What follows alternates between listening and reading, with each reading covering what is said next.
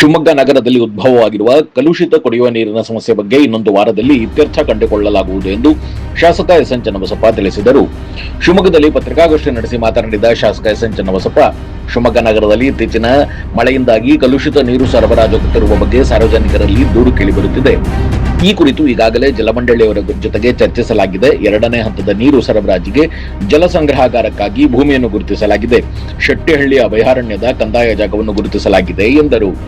ಕರ್ನಾಟಕ ರಾಜ್ಯ ನಗರ ನೀರು ಸರಬರಾಜು ಮಂಡಳಿಯ ವ್ಯವಸ್ಥಾಪಕ ನಿರ್ದೇಶಕ ಡಾಕ್ಟರ್ ಸೆಲ್ವಮಣಿ ಅವರ ಜೊತೆಗೆ ಚರ್ಚಿಸಲಾಗಿದ್ದು, ಈ ಕುರಿತು ಪ್ರಸ್ತಾವನೆಯನ್ನು ಕಳುಹಿಸಿಕೊಡುವಂತೆ ಅವರು ಕೋರಿದ್ದಾರೆ.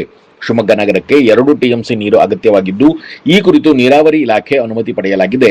ಅಭಿವೃದ್ಧಿ ಹೊಂದಿದ ತಂತ್ರಜ್ಞಾನವನ್ನು ಅಳವಡಿಸಿಕೊಂಡು ಕುಡಿಯುವ ನೀರಿನ ಸಮಸ್ಯೆಯನ್ನು ಬಗೆಹರಿಸಲಾಗುವುದು. ಹಾಲಿ ಇರುವ ನೀರು ಸಂಸ್ಕರಣಾ ಕೇಂದ್ರದಲ್ಲಿ ಫಿಲ್ಟರ್ ಬೆಡ್ಗಳು ಹಾಳಾಗಿದ್ದು ಟೆಂಡರ್ ಕರೆಯಲಾಗಿದೆ ಎಂದು ಶಾಸಕ ಚನ್ನಬಸಪ್ಪ ತಿಳಿಸಿದರು. ಒಂದು ಸಣ್ಣ ಬ್ರೇಕ್ ನಂತರ ಕಲುಷಿತ ಕುಡಿಯುವ ನೀರಿನ ಬಗ್ಗೆ ಚನ್ನಬಸಪ್ಪ ಏನು ಹೇಳಿದ್ರು ಕೇಳೋಣ ಬನ್ನಿ. ರೇಡಿಯೋ ಅಯೋಡಿನ್ ಥೆರಪಿ ನಿಖರವಾಗಿ ಪರಿಗಣನೆ, ನೇರ ಚಿಕಿತ್ಸೆ, ಹೈಪರ್ ಥೈರಾಯ್ಡಿಸಂ ಮತ್ತು ಥೈರಾಯ್ಡ್ ಕ್ಯಾನ್ಸರ್ಗೆ ಸೂಕ್ತ ಚಿಕಿತ್ಸೆ ಹಾಗೂ ಆರೈಕೆ ನಮ್ಮ ನಂಜಪ್ಪ ಲೈಫ್ ಕೇರ್ ನಲ್ಲಿ ಲಭ್ಯ. ಸಂಪರ್ಕಿಸಿ ನಂಜಪ್ಪ ಲೈಫ್ ಕೇರ್, ಗಾಡಿಕೊಪ್ಪ, ಸಾಗರ ರಸ್ತೆ, ಶಿವಮೊಗ್ಗ. ಮೊಬೈಲ್ ಸಂಖ್ಯೆ 9686629090.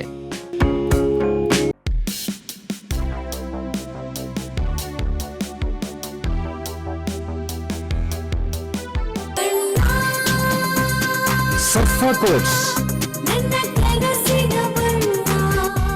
ಸರ್ಫಾ ಕೋಟ್ಸ್, ಸರ್ಫಾ ಕೋಟ್ಸ್ ರವರ ಸುದೀರ್ಘ ಬಾಳಿಕೆಯ ಸುಂದರವೂ ಆದ ಜಲಾಧಾರಿತ ಪರಿಸರ ಸ್ನೇಹಿ ಪೇಂಟ್ಗಳನ್ನೇ ಬಳಸಿ. Sarfa luxury emulsion paint, odourless, low ವಿವೋಸಿ,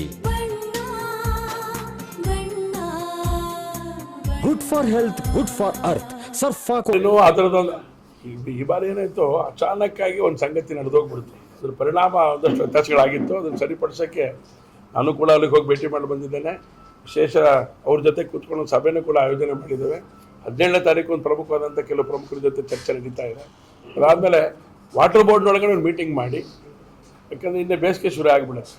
ಒಂದು ಶುದ್ಧವಾಗಿರೋಂಥ ನೀರು, ಇನ್ನೊಂದು ನಿರಂತರವಾಗಿ ನೀರು ಕೊಡಬೇಕು. ನಾವು ಬೇಸಿಗೆ ಬಂದರೂ ಕೂಡ ತೊಂದರೆ ಆಗದೆಲ್ಲ ಯೋಚನೆ ಮಾಡಬೇಕು ಅಂತೇಳಿ ನಡೆದಿದೆ.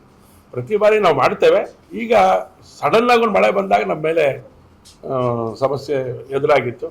ಅದಕ್ಕೆ ಈಗ ಒಂದು ರೂಪ ಸಿಕ್ಕಿದೆ. ಇನ್ನೊಂದು ವಾರದೊಳಗಡೆ ಆಲ್ಮೋಸ್ಟ್ ಈ ಥರದ ಪ್ರಕ್ರಿಯೆಗಳಿಗೆ ಏನೇನು ಚಾಲನೆ ಕೊಡುವಂಥ ಕೆಲಸನ ಮಾಡ್ತೇವೆ. ಅದಕ್ಕಾಗಿ ಈಗಾಗಲೇ ಸೂಚನೆ ಕೊಟ್ಟಿದ್ದೇವೆ. ಅಲ್ಲಲ್ಲ, ನಾಗರಿಕರ ವೇದಿಕೆ ಡಿಮ್ಯಾಂಡ್ ಒಂದು ಭಾಗ, ಅದ್ರ ಬಗ್ಗೆ ಅದನ್ನು ಯೋಚನೆ ಮಾಡ್ತಾ ಇದ್ದೇವೆ. ನಾವೊಂದಷ್ಟು ಯೋಚನೆ ಮಾಡಿ ವಾಟರ್ ಸಪ್ಲೈ ಸೆಕೆಂಡ್ ಸ್ಟೇಜ್ ಔಟ್ಸ್ಕರ್ಟಿಗೆ ಸಂಬಂಧಪಟ್ಟಂತೆ ಗಮನದಲ್ಲಿ ಇಟ್ಕೊಂಡು ಎಲ್ಲ ಸಂಗತಿನ ಯೋಚನೆ ಮಾಡಬೇಕು ಅಂತೇಳಿ ಈಗಾಗಲೇ ಅದಕ್ಕೊಂದು ಬೇಕಾಗಿರೋಂಥ ಭೂಮಿಗೆ ಬೇಕಾಗಿರೋಂಥ ಸಂಗತಿಗಳು ಈಗಾಗಲೇ ಯೋಚನೆ ಮಾಡಿದ್ದೇವೆ. ಅಲ್ಲಿಯ ನಮ್ಮ KWS MD, ಇಲ್ಲಿ ಶಿವಮೊಗ್ಗದ DC ಆಗಿದ್ದರು ಅವರು, ಸೆಲ್ವಮಣಿ, ಅವ್ರ ಜೊತೆ ಕೂತ್ಕೊಂಡು ಮಾತುಕತೆ ಮಾಡಿದ್ದೇನೆ. ನೀವು ಎನಿ ಟೈಮ್ ಯಾವುದನ್ನು ಆ ಪ್ರಪೋಸಲ್ ಕಳಿಸ್ಕೊಂಡು ಅದನ್ನು ಕ್ಲಿಯರೆನ್ಸ್ ಕೊಡಿಸ್ತೀನಿ ಅಂತ ಹೇಳಿದ್ದಾರೆ.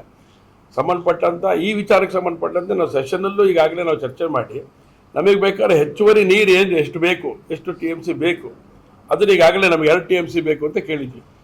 ಅದಕ್ಕೆ ಪರ್ಮಿಷನ್ನು ಕೂಡ ಈಗ ಕೊಟ್ಟಿದ್ದಾರೆ ನೀರಾವರಿ ಇಲಾಖೆಯಿಂದ.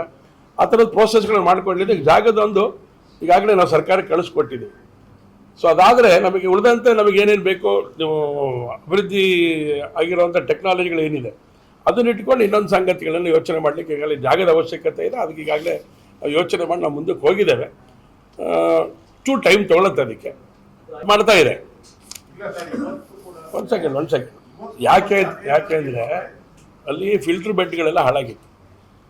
ಅದು ಟೆಂಡರ್ ಪ್ರೋಸೆಸ್ಗಳನ್ನು ಮುಗಿಸ್ಕೊಂಡು ಕೆಲಸ ಮಾಡಲಿಕ್ಕೆ ಈ ಹಿಂದೆ ನಾವೆಲ್ಲ ಪ್ರಯತ್ನ ಮಾಡಿದ್ವಿ. ಅದಕ್ಕೋಸ್ಕರ ಹಣ ಇತ್ತು, ಹಣದ ಕೊರತೆ ಇರಲಿಲ್ಲ. ಟೆಕ್ನಿಕಲ್ ಪ್ರಾಬ್ಲಮ್ ಆಗಿ ಸಮಸ್ಯೆ ಆಗಿತ್ತು. ಈಗ ಅದೆಲ್ಲದೂ ಆಗಿ ಯಾರು ಕೆಲಸ ಮಾಡಬೇಕು ಅಂತ ತೀರ್ಮಾನ ಆಗಿ ಆ ಕೆಲಸನೂ ಕೂಡ ಈಗ ನಡೀತಾ ಇದೆ. ಅದಕ್ಕೆ ನಿಮ್ಮನ್ನು ಒಂದ್ಸರಿ ಆ ಜಾಗ ಕರ್ಕೊಂಡು ಹೋಗ್ತೇನೆ, ಯಾವತ್ತು ಅಂತ ನಿಮ್ಗೆ ಹೇಳ್ತೇನೆ. 24 ಗಂಟೆ ಕುಡಿಯೋಕ್ಕೆ ಇನ್ನೂ ಕೊಟ್ಟಿಲ್ಲ. ಒಂದು ನಿಮಿಷ, ಅದು ಯೋಜನೆ ಅದು.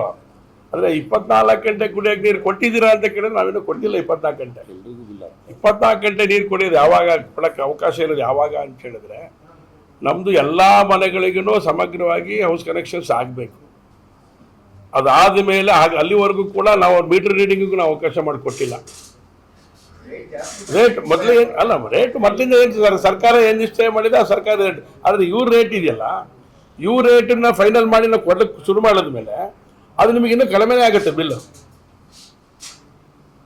ಅದಕ್ಕೆ ಮಿನಿಮಮ್ 24 ಗಂಟೆ ನೀವು ಸಿಗೋದು ಯಾವಾಗ ಅಂತ ಹೇಳಿದ್ರೆ ಎಲ್ಲ ಟ್ಯಾಂಕ್ಗಳಲ್ಲೂ ನೀರು ಎನಿ ಟೈಮ್ ಇರೋ ಹಾಗೆ ನೋಡ್ಕೊಂಡ್ಮೇಲೆ. ಅದಕ್ಕೀಗ ಪ್ರಯತ್ನಗಳು ನಡೀತಾ ಇದೆ, ಕೆಲವು ಕಡೆಗೆ ಬರ್ತಾ ಇದೆ, ಕೆಲವು ಕಡೆಗೆ ಸಮಸ್ಯೆ ಆಗಿದೆ. ಸಾಲ್ಟ್ ಔಟ್ ಮಾಡ್ಕೊಂಡು ಸೆಟ್ರೇಟ್ ಮಾಡಿ, ಮುಂಚೆ ಯಾರು ಕೆಲಸ ಮಾಡ್ತಿದ್ರು ಅವರೆಲ್ಲ ಬಿಟ್ಟು ಹೋಗ್ಬಿಟ್ರಿ. ಈಗ 5 ದಿನಗಳೆಲ್ಲ ಉಳಿದವ್ರ ಹತ್ರ ಇಟ್ಕೊಂಡು ಮಾಡ್ತಾ ಇದ್ದಾರೆ.